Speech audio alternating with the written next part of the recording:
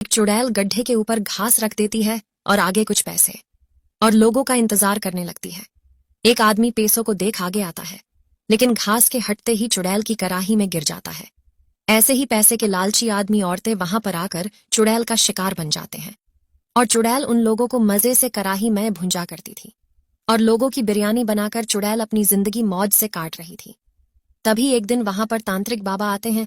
वो इतने सारे पैसों को देखकर समझ जाता है और अचानक से रुक जाता है और अपनी जादू से गड्ढे के अंदर बॉम्ब गिराकर भाग जाता है, और बॉम्ब चुड़ैल भी फटकर मर जाती है।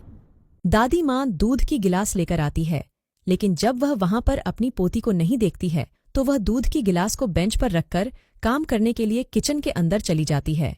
तभी वहां पर एक खतरनाक बिल्ली की नजर दूध के गिलास पर जाती है। वह धीरे धीरे बेंच के पास जाती है और बेंच के ऊपर चढ़कर दूध से भरा गिलास को उठाकर पीने लगती है। उसके बाद बिल्ली गिलास को वहीं पर रखकर भागने लगती है।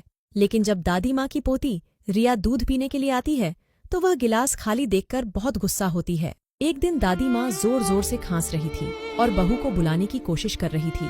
जब दादी माँ के पास उसकी बहू आती है तो दादी माँ बहू को खांसी वाला दवा लाने को बोलती है, लेकिन बहू दादी माँ को डांटने लगती है और बोलती है, मुझे अभी बहुत सारा काम करना है, मैं तुम्हारी दवा नहीं ला सकती हूँ, खुद जाकर ले लो।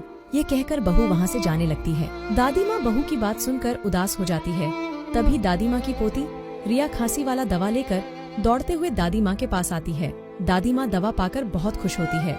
रिया के लिए 1 लाइक तो बनता है ना।